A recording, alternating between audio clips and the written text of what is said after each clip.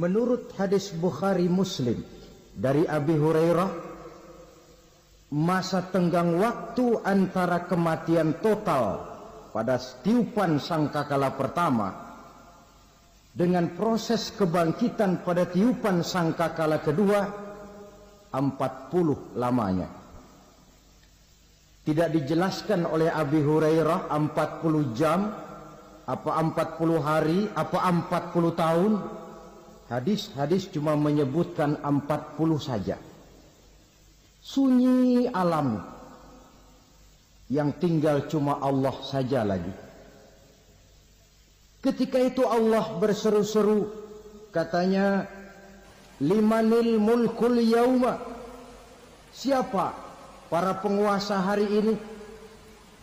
Mana itu raja-raja dan penguasa yang dulu mengaku jadi Tuhan? Fir'aun, mana Fir'aun sekarang? Yang dulu jadi raja, merasa berhasil, sombong, lalu tidak mau turun-turun dari kekuasaannya, sampai kepada puncak kekurang ajarannya mengangkat diri jadi Tuhan. Mana itu Fir'aun? Namrus, mana sekarang Namrus?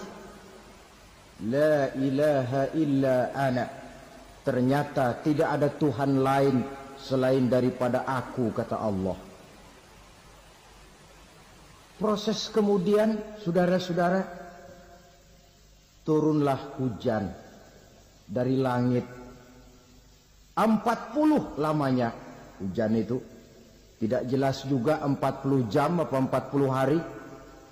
Setelah air turun membasahi, datanglah tiupan sangkakala yang kedua. Semua yang bernama mati bangkit dari kuburnya masing-masing. Ini yang disebut Yaumul Ba'thi, hari kebangkitan. Allahu Akbar. Pada saat kita bangkit dari kubur kita masing-masing, kumpul di padang mahsyar namanya. Bayangin aja, saya sendiri nggak sanggup bayangin. Manusia sejak zaman Adam sampai zaman kiamat kumpul bareng di tempat sama. Berapa banyaknya itu?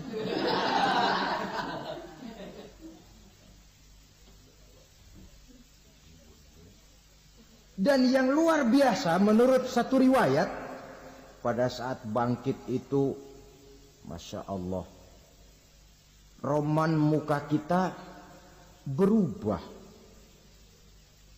disesuaikan dengan amalan kita waktu di dunia ini. Barang siapa yang waktu di dunia amalannya itu amalan tikus, di akhirat nanti dia bangkit dari kubur, mukanya seperti muka tikus. Gagah betul badannya, tapi mukanya seperti tikus. Kenapa? Amalannya waktu di dunia seperti amalan tikus. Apa amalan tikus itu? Suka ngegeragoti barang yang sudah disimpan rapi-rapi. Orang sudah simpan uang rapi-rapi, simpan perhiasan rapi-rapi, digeragoti oleh tikus.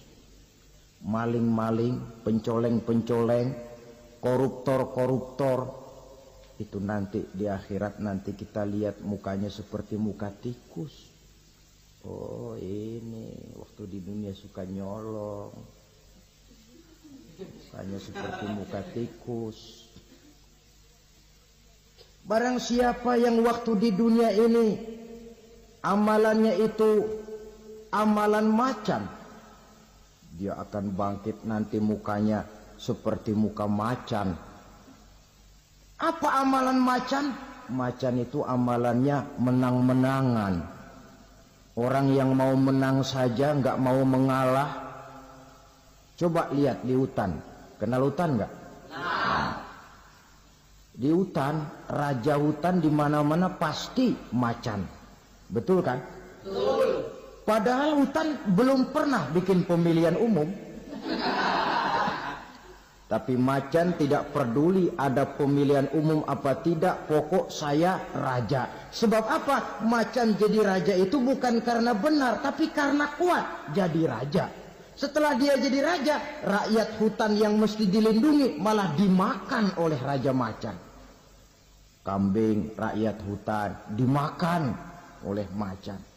Ayam rakyat hutan dimakan oleh macan. Apabila datang kematian menimpa seseorang, datanglah kiamat baginya. Itu yang disebut dengan kiamat kecil. Hakikatnya mati adalah perpindahan dari kehidupan di dunia ini menuju kehidupan di alam barzakh. Menunggu kita di alam barzakh sampai datangnya saat kiamat. Entah 10 tahun, entah 100 tahun, entah 1000 tahun, hanya Allah saja yang maha tahu. Adapun orang-orang beriman yang melakukan amal kebajikan dalam kehidupan di dunia ini, masa penantian yang lama di alam barzakh buat mereka sebentar saja. Tetapi bagi orang-orang kafir yang ingkar, yang tidak beriman kepada Allah, yang hidup di dunia cuma menumpuk-numpuk dosa, tentu penantian di alam barzakh akan merupakan waktu yang sangat lama. Bukankah dalam kehidupan kita waktu itu memang relatif? Contoh misalnya, bagi pemuda-pemudi yang sedang duduk asyik memadu cinta, waktu 4-5 jam saja rasanya cuma 4-5 menit. Tenggelam oleh keasikan. Tapi buat orang yang berbaring di rumah sakit, meratap di balik-balik apa itu tembok derita kata lagu, di balik dinding-dinding penjara, sehari bagai seminggu, seminggu rasa sebulan, sebulan boleh jadi rasa setahun. Penantian yang sangat lama. Kapan kiamat itu akan datang? Ini rahasia Allah. Jangankan kita yang orang awam, baginda Nabi sendiri tidak diberitahu oleh Allah kapan kiamat itu akan terjadi. Tetapi sungguh pun demikian, banyak hadis-hadis yang menjelaskan ciri atau tanda-tanda datangnya kiamat. Nah, kalau sudah bicara soal tanda, tanda kiamat itu ada 2. Pertama yang disebut alamatus sughra, tanda-tanda kecil. Ini waktunya masih ada tenggang. Ada yang dinamakan alamatul kubra, tanda-tanda besar. Artinya kiamat sudah diambang pintu. Apa tanda-tanda kecil dari datangnya hari kiamat itu? Misalnya kata Nabi, apabila ilmu sudah diangkat oleh Allah. Artinya apabila ulama sudah banyak wafat, minat orang belajar agama berkurang, lalu kebodohan nampak merajalela di mana-mana, zina dikerjakan secara terbuka, minuman-minuman keras jadi kebanggaan, itu termasuk di antara tanda-tanda kecil terjadinya hari kiamat. Apalagi misalnya iza waladatil ammatu rabbataha, apabila budak sudah melahirkan tuan. Apa maksudnya? Ada yang mentafsirkan apabila anak sudah bisa membudaki orang tuanya. Orang tua yang melahirkan dia, yang membesarkan dia, demi setelah si anak besar jadi orang berpangkat, bertitel, berharta, berkedudukan. Jadilah orang tua itu budaknya. Sehingga sering dibilang kalau orang tua kaya, anak jadi raja. Tapi kalau anak yang kaya, orang tua sering jadi budak. Apalagi munculnya fitnah yang bergelombang, timbul perang antara dua bangsa yang besar, waktu berjalan terasa sangat pendek sekali. Itu merupakan tanda di antara tanda-tanda kiamat. Termasuk di dalamnya sulit membedakan mana laki, mana perempuan. Kan kalau tanda-tanda kayak begini sekarang sudah banyak kita lihat kan. Ulama banyak wafat, penggantinya sulit. Zina dikerjakan berterang-terangan, minuman keras jadi kebanggaan, banyak anak membudaki orang tuanya, sulit membedakan mana laki mana perempuan. Kadang-kadang dari belakang kita lihat perempuan bener, begitu kita colek nengok jenggotan.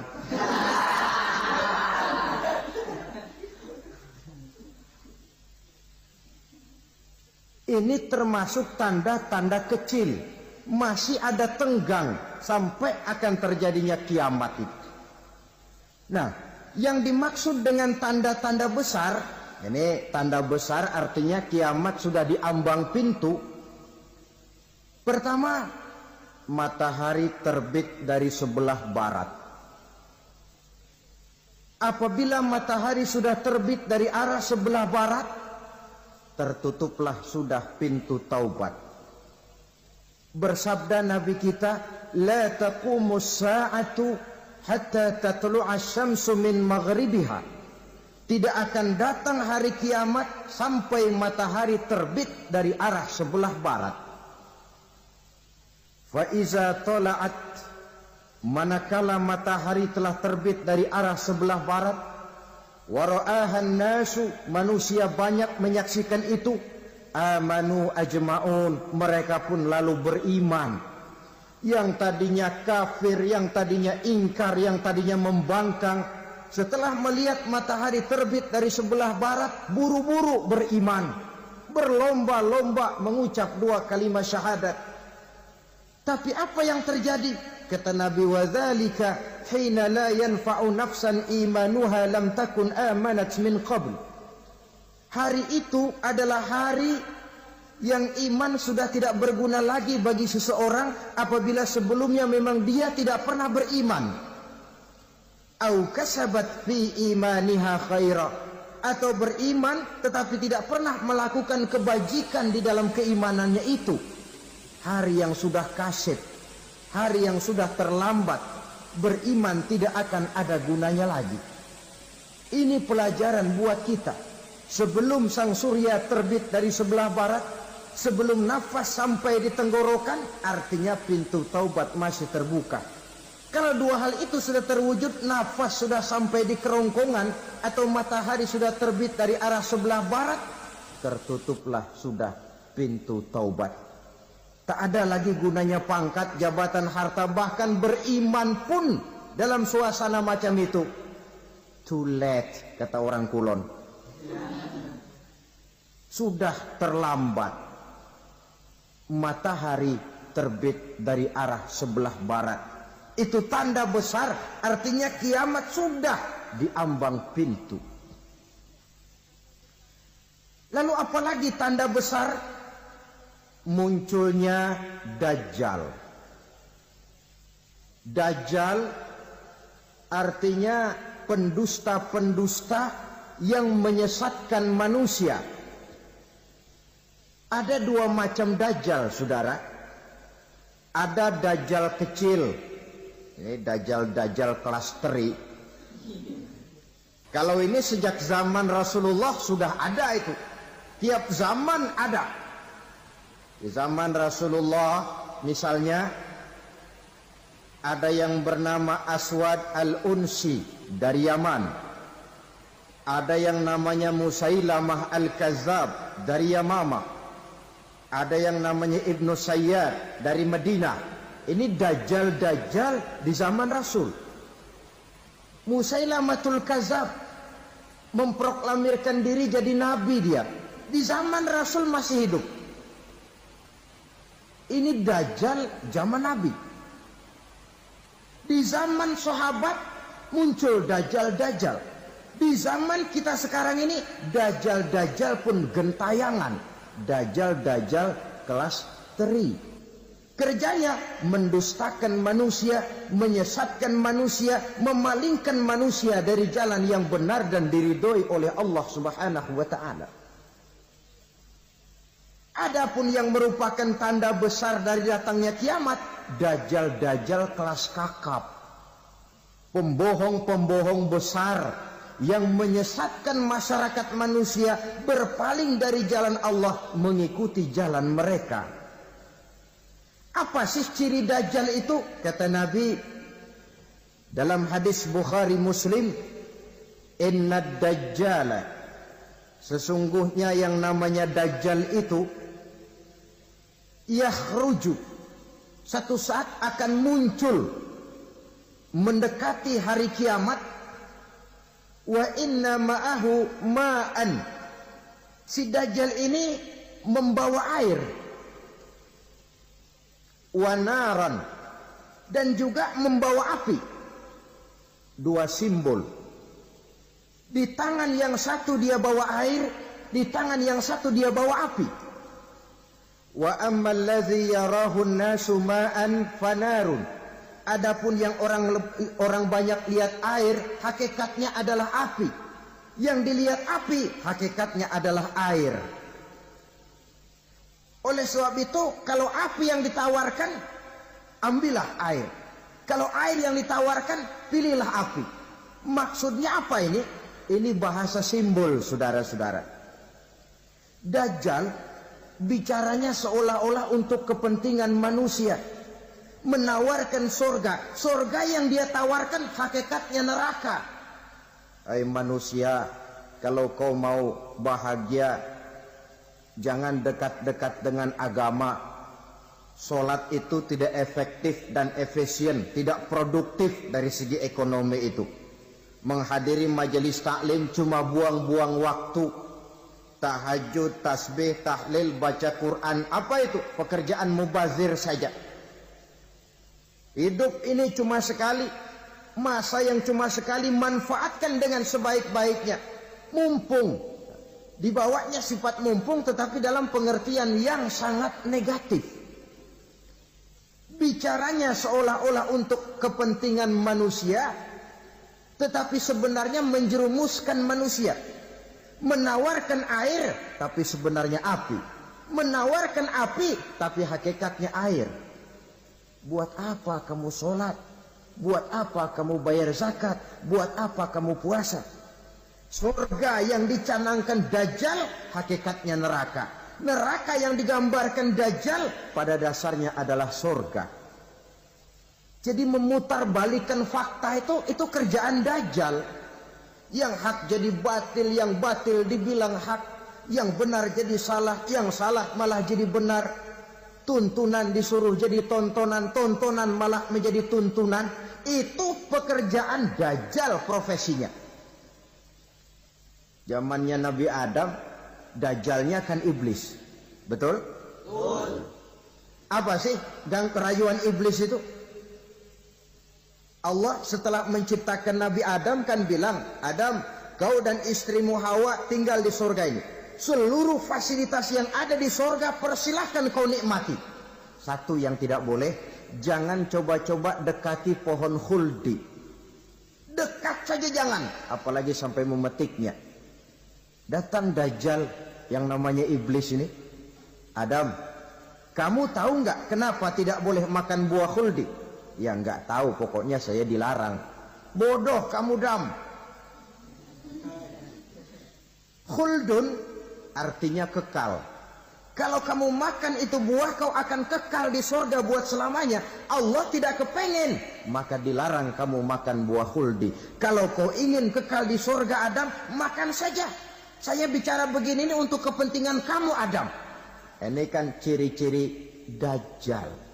Bicaranya sih seolah-olah untuk kepentingan Nabi Adam, hakikat sebenarnya menjerumuskan Nabi Adam supaya ingkar dan melanggar larangan dari Allah Subhanahu wa ta'ala. Jadi setelah muncul dajjal, timbul kekacauan-kekacauan di masyarakat. banyak yang terpengaruh, terpedaya dan terpesona. Termasuk mereka yang memproklamirkan diri jadi nabi, mereka yang memproklamirkan diri jadi rasul di zaman sesudah Rasulullah wafat, itu adalah dajjal-dajjal. Maka saya ingatkan, kalau di zaman kita sekarang ini ada orang ngaku jadi nabi, ada orang ngaku jadi rasul, biar bahasa Arabnya kental, Quran hafal, hadis ribuan hadis hafal, biar pakai serban sampai menyengser ke tanah, bahasa Arabnya fasih, tapi dia mengaku jadi nabi, jadi rasul, kita umat Islam wajib tidak percaya. Wajib untuk tidak percaya. Itulah dajjal-dajjal zaman kita sekarang ini. Tidak mustahil mereka datang mempengaruhi orang-orang awam supaya berpaling dari Rasulullah, mengikuti mereka. Nah, di akhir zaman nanti, mendekati hari kiamat, dajjal ini muncul, dajjal kelas kakap, menyesatkan masyarakat manusia untuk berpaling dari Islam, mengikuti seruan mereka. Apalagi di antara datangnya kiamat itu, tanda yang besar itu, turunnya Nabiullah Isa Al-Masih, putra Maryam. Menurut berbagai hadis yang sahih, Nabi Isa Al-Masih nanti akan turun lagi. Tidak membawa risalah yang baru, tapi meluruskan risalah Islam ini yang telah banyak ditinggalkan oleh masyarakat. Bahkan ada hadis menjelaskan beliau akan membunuh Nabi, mematahkan kayu-kayu salib, lalu melaksanakan haji dan umrah mengikuti syariat Nabi Muhammad, bukan membawa agama baru. Menjadi semacam mujaddid, reformer, menyelamatkan manusia dari bisikan dajjal. Bahkan ada riwayat yang menjelaskan bahwa Nabi Isa berhasil mengalahkan dajjal, mengembalikan masyarakat manusia kembali kepada ajaran Islam yang datang dari Allah, dibawa oleh Rasulullah sallallahu alaihi wasallam. Dengan kata lain, turunnya Nabi Isa bukan sebagai nabi dan rasul baru, tetapi mengikuti syariat Nabi kita Muhammad sallallahu alaihi wasallam. Saudara hadirin, ibu-ibu hadirat yang saya hormati, kemudian apalagi di antara tanda-tanda besar akan datangnya kiamat itu? Keluarnya asap atau awan. Kata Nabi, inna min asrati sa'ah dukhanan yamla'u ma bainal masyriqi wal maghrib. Di antara tanda-tanda kiamat, munculnya awan atau asap yang memenuhi antara langit dan bumi. Ini pun diperkuat dalam surah Ad-Dukhan ayat 10. Fartaqib yauma ta'tis sama' bidukhanin mubin fayughshan nas hadza azabun alim. Bagi orang-orang yang beriman, mereka biasa-biasa saja. Tapi bagi orang kufur, datangnya asap dan awan ini merupakan azab yang kelewat pedih. Barangkali sedikit mendekati gambaran tentang azab yang pedih ini, saya ingatkan alam pikiran kita kepada peristiwa yang belum lama terjadi. Pernah dengar berita bocornya reaktor nuklir di Chernobyl, Uni Soviet? Pernah dengar? Nah. Bocornya reaktor nuklir di Chernobyl yang mengakibatkan ratusan bahkan sangat mungkin ribuan nyawa. Cuma satu reaktor. Bagaimana kalau seluruh cadangan nuklir yang dimiliki oleh para negara adik kuasa ini diledakkan? Bahkan yang konon menurut catatan, cadangan nuklir yang dimiliki bersama oleh Amerika dan Rusia sekarang ini sudah sanggup memusnahkan 6 miliar manusia. 1,5 kali lebih banyak dari jumlah manusia yang nongkrong di permukaan bumi ini.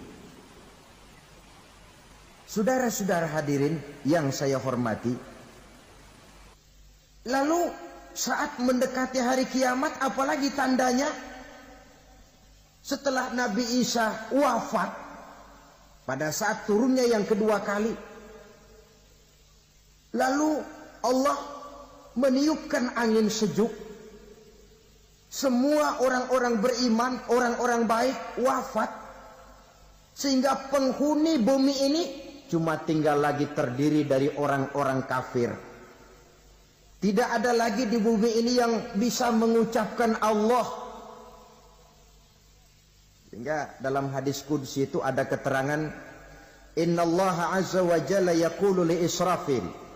Allah pernah pesan kepada malaikat Israfil. Kata Allah, Israfil, Iza sami'ta qailan yaqul Allah Allah fa akhirin nafah 40 sanatan ikraman liqailiha. Hai Israfil, apabila kau dengar di permukaan bumi masih banyak orang yang mengucapkan Allah Allah, maka tunda sangkakala kiamat itu 40 tahun. Untuk apa? Ikraman liqailiha, menghormati orang yang mengucapkan Allah Allah itu. Wah, jadi karena sekarang masih banyak yang mengucapkan Allah, besar hatilah kita, masih jauh kiamat itu. Tapi jangan lupa, kiamat pribadi, kiamat kecil itu yang gak kita sangka-sangka. Ajal datang mencabut nyawa, itu kiamat pribadi. Dan itu yang pasti kita hadapi. Dan itu yang membuat kita tidak boleh bersikap main-main di dalam kehidupan sekarang ini. Saudara hadirin yang saya hormati, tidak ada lagi orang-orang muslim. Seluruh penduduk dunia ini kafir. Lalu terciptalah struktur sosial yang berlandaskan prinsip hidup semau gue. Bakal terjadilah prinsip di mana yang kaya menyantap yang miskin, yang kuat menindas yang lemah. Hidup sudah bagaikan di rimba belantara. Berlaku hukum rimba. Siapa yang kuat dia yang menang. Siapa yang lemah menjadi mangsa. Timbul kekacauan. Maksiat merajalela. Munkarat menjadi-jadi. Sehingga isi bumi ini penuh dengan segala macam perbuatan dosa. Tidak ada perlunya lagi alam diperpanjang temponya. Datang saat yang sudah dijanjikan oleh Allah Azza wa Jalla, maka terjadilah yang disebut kiamat kubra, kiamat besar, kiamat hancur-hancuran. Bagaimana kejadian ini dimulai? Dalam surah Az-Zumar ayat 68, Allah Subhanahu wa taala berfirman, "Wa nufikha fis-suri fasa'iqa man fis samawati wa man fil ardi illa man sya'allahu." Maka manakala ditiuplah sangkakala, terkejutlah seluruh yang ada di langit dan seluruh yang ada di bumi. Bila saat kiamat datang, Allah perintah malaikat Israfil, Israfil, tiup sangkakalamu. Ditiuplah sangkakala oleh malaikat Israfil. Yang akibat daripada tiupan itu, seluruh yang ada di langit, seluruh yang ada di permukaan bumi terkejut. Yang ada di langit siapa? Malaikat kan. Bayangin aja kalau malaikat kaget, apalagi kita. Terkejut seluruh makhluk yang ada di bumi, yang ada di langit mendengar suara sangkakala itu. Bunyinya tidak sanggup kita bayangkan dahsyatnya. Ledakan nuklir, ledakan neutron, belum apa-apa ketimbang bunyi sangkakala malaikat Israfil ini. Nah, lalu mendengar bunyi sangkakala ini, gemparlah makhluk, kacaulah alam. Bumi gempa, planet-planet bertabrakan, gunung meletus, air laut tumpah ke darat, angin topan bertiup, halilintar menyambar. Lalu semua yang bernama hidup mati total. Mati bareng tanpa persiapan. La haula wala quwata illa billah.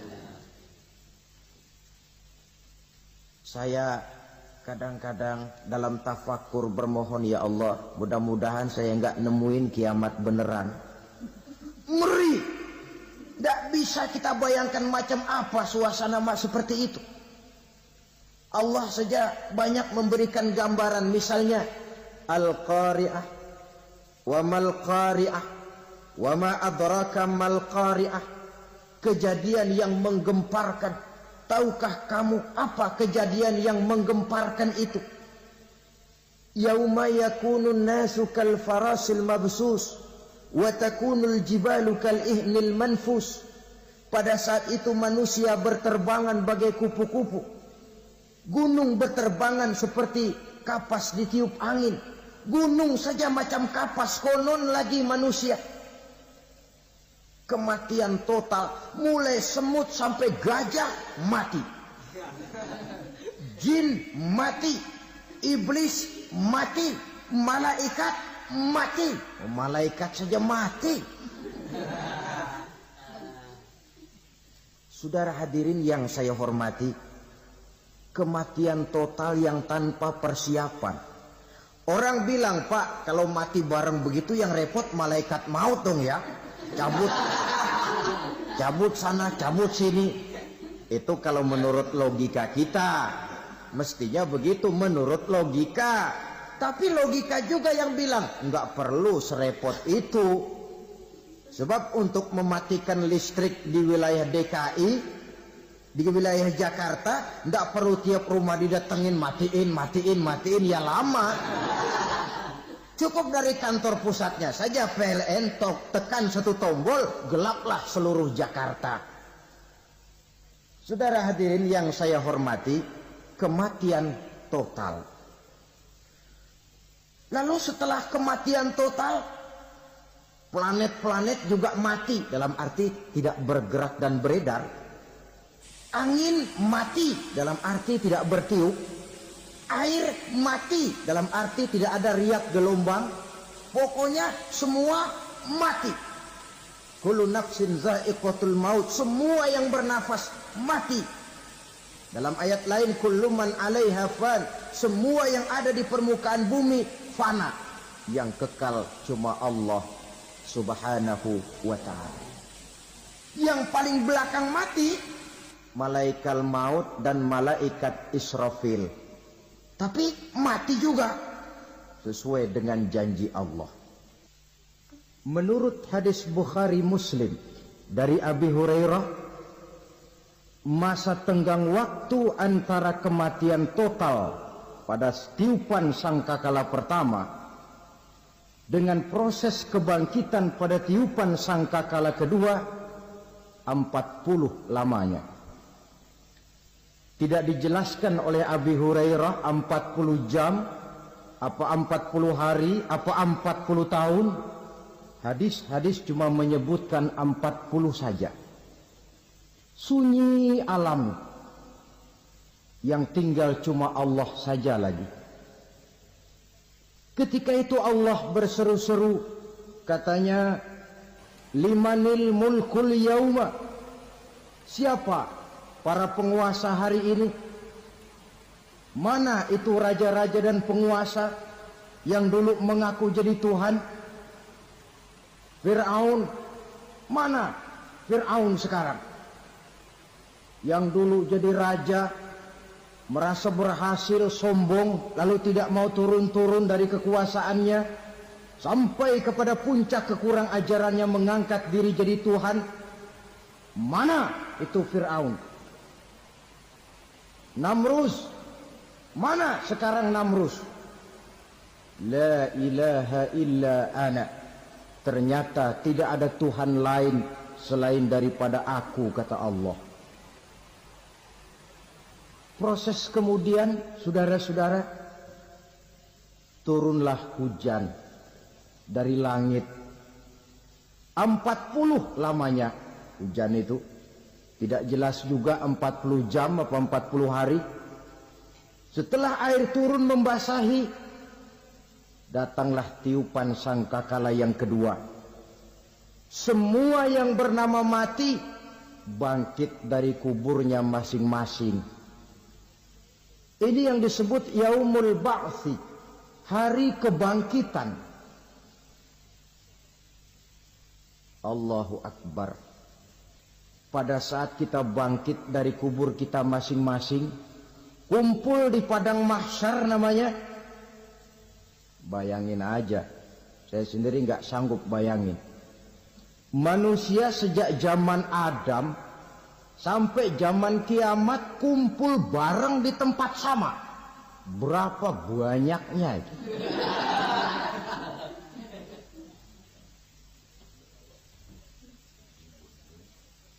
Dan yang luar biasa menurut satu riwayat, pada saat bangkit itu, Masya Allah, roman muka kita berubah, disesuaikan dengan amalan kita waktu di dunia ini. Barang siapa yang waktu di dunia amalannya itu amalan tikus, di akhirat nanti dia bangkit dari kubur, mukanya seperti muka tikus. Gagah betul badannya, tapi mukanya seperti tikus. Kenapa? Amalannya waktu di dunia seperti amalan tikus. Apa amalan tikus itu? Suka ngegeragoti barang yang sudah disimpan rapi-rapi. Orang sudah simpan uang rapi-rapi, simpan perhiasan rapi-rapi, digeragoti oleh tikus. Maling-maling, pencoleng-pencoleng, koruptor-koruptor. Itu nanti di akhirat nanti kita lihat mukanya seperti muka tikus. Oh ini waktu di dunia suka nyolong, mukanya seperti muka tikus. Barang siapa yang waktu di dunia ini amalannya itu amalan macan, dia akan bangkit nanti mukanya seperti muka macan. Apa amalan macan? Macan itu amalannya menang-menangan. Orang yang mau menang saja nggak mau mengalah. Coba lihat di hutan, kenal hutan nggak? Di hutan, raja hutan di mana-mana pasti macan. Betul kan? Betul. Padahal hutan belum pernah bikin pemilihan umum. Tapi macan tidak peduli ada pemilihan umum apa tidak, pokok saya raja. Sebab apa? Macan jadi raja itu bukan karena benar, tapi karena kuat jadi raja. Setelah dia jadi raja, rakyat hutan yang mesti dilindungi malah dimakan oleh raja macan. Kambing rakyat hutan dimakan oleh macan. Ayam rakyat hutan dimakan oleh macan. Itu nanti kita lihat di akhirat itu mukanya seperti muka macan, gagah betul. Lalu barang siapa yang di dunia ini amalannya itu seperti amalan anjing, nanti dia punya muka seperti muka anjing. Apa amalan anjing? Pertama, anjing itu kalau disuruh jaga rumah, dia tidak bisa membedakan mana maling, mana tamu. Biar yang datang maling, kalau bawa tulang, anjing kalem. Yang kedua, anjing itu akan setia kepada siapa saja yang memberinya roti. Siapa yang memberinya roti, itulah majikannya. Apa kata majikannya pasti dia laksanakan. Soal benar atau salah dia tidak peduli. Setelah anjing dapat roti, dia tidak punya pilihan lain kecuali bilang, abdi mah kumaha juragan wae ayeuna mah.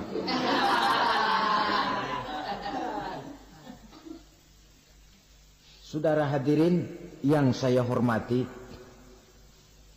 berkumpul di padang mahsyar, tiap orang sibuk dengan persoalannya masing-masing. Matahari waktu itu didekatkan oleh Allah. panas luar biasa. Ada yang saking panasnya itu mencucurkan peluh keringat sampai sebatas mata kakinya. Ada yang keringatnya sampai sedengkulnya. Ada yang keringatnya sampai sepusatnya. Ada yang keringatnya mengalir sampai sebahunya. Ada yang kelelap oleh keringatnya sendiri. Sementara orang di sampingnya enggak apa-apa. Bergantung lagi amalan dia waktu di dunia ini. Saudara-saudara, sebagian orang dalam kepanikan padang mahsyar berombong-rombong datang mereka menghadap Nabi Adam. Ya Adam, anta abal bashar. Hai Adam, Tuhan adalah bapak moyang manusia. Kami sebentar lagi akan disidang, dimintakan pertanggungan jawab. Tolonglah kami, hai Adam. Kata Nabi Adam, jangankan nolongin sampean, saya sendiri tanggung jawab di hadapan Allah ketika dulu tidak boleh makan khuldi, saya serobot. Sudahlah, urus diri masing-masing saja, nafsi. Begitu kata Nabi Nuh, begitu kata Nabi Ibrahim. Tiap orang bertanggung jawab sendiri-sendiri. Ketika itulah saudara-saudara, nikmatnya menjadi umat Nabi besar Muhammad sallallahu alaihi wasallam. Sebab apa? Walaupun menurut abjad kita ini umat paling belakang, kan paling belakang kita ini toh, karena Nabi Muhammad adalah Nabi akhir, tapi akan dihisap lebih dulu, lewat di atas sirat lebih dulu, masuk surga lebih dahulu ketimbang umat-umat belakangan. Ketika Rasul mendekati ajal, beliau tanyakan itu kepada malaikat Jibril. Malaikat Jibril berkata, Muhammad jangan khawatir, Allah sudah berjanji, inni haramtul jannata ala sairil anbiya hatta tadkhulaha anta wa haramtuha ala sairil umami hatta tadkhulaha ummatuka. Surga aku haramkan buat seluruh nabi kecuali kalau engkau Muhammad sudah masuk ke dalamnya, dan surga aku haramkan buat seluruh umat kecuali kalau umatmu Muhammad sudah masuk ke dalamnya. Logikanya, walaupun menurut abjad kita umat paling belakang, bakal dihisab paling dulu, lewat di atas sirat paling dulu, masuk surga paling dulu, kalau mampir ke neraka juga paling dulu. Ya resiko. Jangan mau enaknya aja paling dulu. Saudara hadirin yang saya hormati, setelah masa kebangkitan itu jangan dikira begitu bangkit langsung diperiksa. Masih menunggu menanti ribuan tahun perhitungan padang mahsyar untuk sampai kepada proses yang disebut yaumul hisab, hari perhitungan. Seorang demi seorang bakal dipanggil. Bayangkan saja, kita se-RT saja di absen, kadang-kadang perlu waktu lama. Ini manusia sejak zaman Nabi Adam sampai datang hari kiamat, satu demi satu disidang di hadapan Qadhi Rabbul Jalil. Status sosial copot sudah waktu itu. Yang pernah jadi hartawan di situ tidak lagi kelihatan kehartawanannya. Yang pernah jadi jenderal tidak lagi dipanggil jenderalnya. Yang ustadz tidak lagi dipanggil al-mukarramnya. Seluruh status sosial selesai. Dipanggillah kita seorang demi seorang menghadap Qadhi Rabbul Jalil. Bagaimana proses penghisaban itu? Pertama, proses tanya jawab. Di antaranya ada hadis menyatakan, lan tazula qadama 'abdin yaumal qiyamah hatta yus'ala an arba'i khisalin. Besok di hari kiamat tidak akan bergeser telapak kaki seorang hamba sampai dia ditanya lebih dulu tentang 4 persoalan. Tentang ilmunya. Kemana ilmu itu diamalkan? Tentang umurnya. Di mana umur itu dihabiskan? Tentang masa mudanya. Kemana masa muda itu dipakai? Tentang hartanya. dari mana harta itu didapat dan kemana harta itu dibelanjakan. Ini termasuk proses tanya jawab. Jadi kalau istilah pengadilan dunia, nama Fulan bin Fulan. Kamu waktu di dunia diberikan umur panjang untuk apa? Pernah mengalami masa muda, kemana kau habiskan masa remajamu? Kau diamanahkan ilmu, dengan apa ilmumu kau amalkan? Kau diberikan harta, dari mana harta kau dapat, kemana kau belanjakan? Tak seorang pun yang bisa mungkir. Sebab apa? Dikala itu yang menjadi saksi bukan orang. Yang menjadi saksi adalah seluruh anggota badan kita. Tangan bicara, kaki jadi saksi terhadap seluruh amalan yang pernah kita kerjakan pada saat kehidupan di alam dunia ini. Selesai proses tanya jawab, lalu diperlihatkan buku catatan kita waktu hidup di dunia ini. Jangan lupa Allah itu menyiapkan 2 superkomputer kepada kita. Sebelah ditempelin sebelah kanan, yang sebelah tempelin di sebelah kiri. Komputer itu namanya Raqib dan Atid. 2 malaikat yang apabila baik kita lakukan, refleks saja akan menulis kebajikan kita. Jahat kita kerjakan akan tertulis. Catatan itu nanti diperlihatkan kepada kita. Waduh, alangkah malunya pada saat diperlihatkan catatan kita, buku rapot kita merah melulu. Barangkali diperiksa sambil diomelin, brengsek lo. Buku merah melulu begini bagaimana waktu hidup di dunia? Tidak cukup diperlihatkan buku catatan kehidupan, rekaman kehidupan. Rekaman kehidupan kita secara utuh sejak terlahir sampai ajal datang merenggut nyawa. Barangkali mirip dengan video sekarang ini, di mana terekam dengan baik seluruh kegiatan kita sejak yang sekecil-kecilnya sampai kepada yang sebesar-besarnya. Untuk kemudian kita pun menerima balasan. In khairan fa khairun wa in syarran fa syarrun. Kalau baik ya baik balasannya, kalau jahat ya jahat juga balasannya.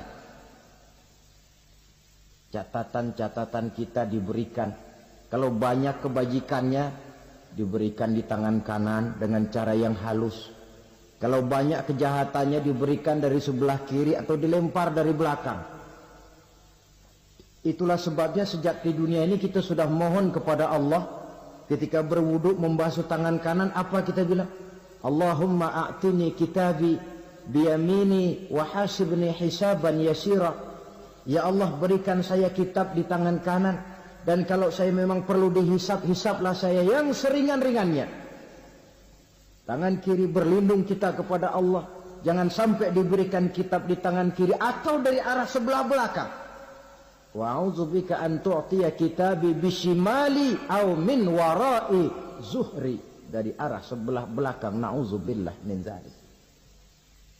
Setelah selesai lewat proses penghisaban, lewat mizan, timbangan, maka yang sudah selesai dihisab itu bergeraklah menuju sirat, jembatan yang terbentang menuju surga melalui neraka. Saudara-saudara, panjangnya perjalanan sirat itu memakan waktu ratusan tahun. Tetapi orang yang lewat di atas sirat pun macam-macam, bergantung amalannya ketika di dunia ini. Ada yang lewat di atas sirat itu kalbarkil khatib, seperti kilat yang menyambar, sudah sampai dia di surga. Cepat bukan main. Ada yang lewat di atas sirat itu seperti orang lari-lari. Ada yang lewat di atas sirat itu seperti orang jalan biasa. Ada yang sambil merangkak, ada yang sambil ngesor, ada yang sambil gelayutan, ada yang selamat sampai ke ujung ke surga, ada yang tergelincir jatuh masuk ke dalam neraka, bergantung amalannya dalam kehidupan di dunia sekarang ini. Tiap kita akan melewati yang namanya sirat ini. Saudara-saudara kaum muslimin yang saya hormati, dengan demikian mereka yang selamat melalui sirat sampai ke terminal akhir surga, mereka yang ketika dihisab ternyata banyak kejahatannya daripada kebaikannya, mereka singgah di dalam neraka. Nah, adapun orang-orang yang beriman menurut ayat Quran dan hadis Nabi itu nanti ada bermacam-macam. Ada orang beriman itu yang dimasukkan surga. Ada orang beriman itu yang dimasukkan ke dalam surga. Ada orang beriman itu yang disebut penduduk surga. Kenapa lain-lain, Pak? Karena waktu di dunia amalannya juga lain-lain. Ada orang beriman yang masuk surga. Ini paling murah tiketnya. Mau masuk surga? Kata Nabi begini, ma min abdin qala la ilaha illallah thumma mata ala dhalik illa dakhala al-jannah. Kalau seorang hamba sudah mengucap dua kalimat syahadat, dia yakin dengan kebenaran kalimat itu sampai matinya, orang itu akan masuk surga. Abi Dzar yang waktu itu diajak bicara heran, ya Rasul kok gampang betul? Iya. Walaupun orang itu mencuri, iya. Walaupun orang itu berzina, iya. Biar dia mencuri, biar dia berzina, kalau dia sudah mengucap dua kalimat syahadat, dia yakin dengan kebenaran kalimat itu sampai matinya, itu orang akan masuk surga. Jadi masuk surga cukup dua kalimat syahadat, yakin sampai mati, masuk surga. Itu perkara masuk. Tapi kalau pertanyaannya diterusin, masuknya kapan, Pak? Nah, ini lain lagi urusannya. Sebab ada yang masuknya itu langsung, ada yang mampir dulu. Di sana tempat cuma dua. Kalau tidak surga, neraka. Mau ke surga, tapi mampir dulu. Yang mampirnya jelas di neraka. Kenapa? Dalam hadis qudsi ada riwayat. Nanti itu di akhirat, setelah Allah selesai mengatur penduduk surga, masuk surga, yang neraka, masuk neraka, Allah berkata kepada malaikat Malik, malaikat Malik, labaik ya Allah, itu bajingan-bajingan tengik, manusia-manusia durjana, yang waktu di dunia tidak mau sujud, jauh dari ulama, gemar melakukan yang munkarat dan maksiat, hidup di tengah masyarakat selalu jadi bibit keonaran, kufur, sudah masuk neraka semua. Sudah ya Allah. Nah, kalau sudah, coba sekarang kamu masuk, Malik. Saya, iya, masuk neraka. Mau apa ya Allah? Kata Allah, akhriju minan nar man kana fi qalbihi misqala habbatin min khardalin min iman. Kau masuk neraka, cari di dalam neraka orang-orang yang ada imannya walaupun kecil sebesar biji zarah, angkat mereka keluar. Masuk malaikat Malik ke neraka, cari orang yang ada imannya, korek-korek.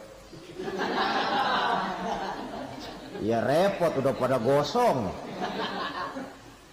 Yang ada imannya diangkat ke atas, yang ada imannya diangkat ke atas, lalu dimandikan di Nahrul Hayat, namanya sungai kehidupan di akhirat nanti. Cakep lagi rupanya, bersih lagi wajahnya, apel di hadapan Allah. Kata Allah, bagaimana mas? Kapok nggak sampean? Kapok ya Allah. Nah, kalau kapok, idhab fadkhulil jannah, pergi masuk surga sana. Berangkat mereka ke surga.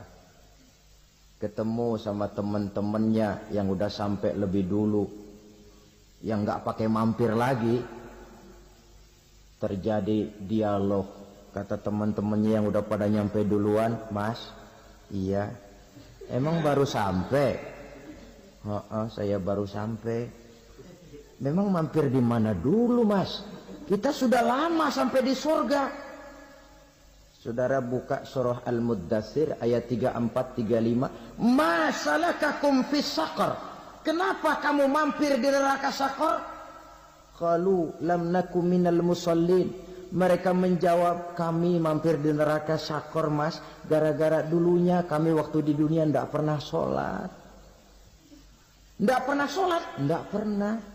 Kan rumahnya dekat masjid, cuma dekat doang, Mas. Sholat mah enggak saya. Enggak pernah ngasih makan fakir miskin, enggak pernah hadir di majelis taklim, pendeknya enggak pernah melakukan kebajikan, maka saya pun mampir di neraka Saqar. Untung betul saya punya iman, Mas, sedikit.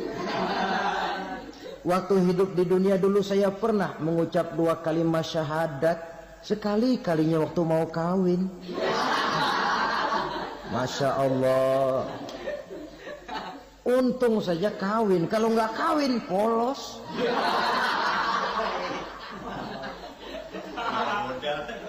Itu juga pengulu sudah setengah mati ngajarin. Asyhadu alla, asyaduaan, asyaduaan.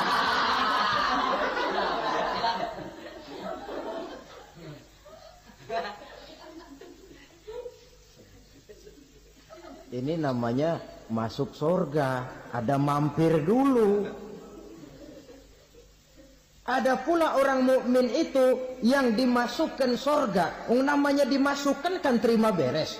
Saya masuk ke rumah, jalan sendiri, cari tempat sendiri. Saya dimasukkan ke dalam rumah, terima beres, pokok ada di dalam, itu dimasukkan namanya. Nggak pakai mampir. Tapi tentu tiketnya lebih mahal ketimbang yang pertama tadi. Apa kata Allah? Innal ladzina amanu wa amilus salihat la ukaffiranna anhum sayyi'atihim wa la udkhilannahum jannah. Sesungguhnya orang-orang yang beriman kemudian beramal soleh, kami hapuskan segala dosa dan kesalahannya, kami masukkan mereka ke dalam surga. Lihat ayatnya. Allah yang memasukkan, kita yang dimasukkan. Tidak pakai transit, tidak usah mampir.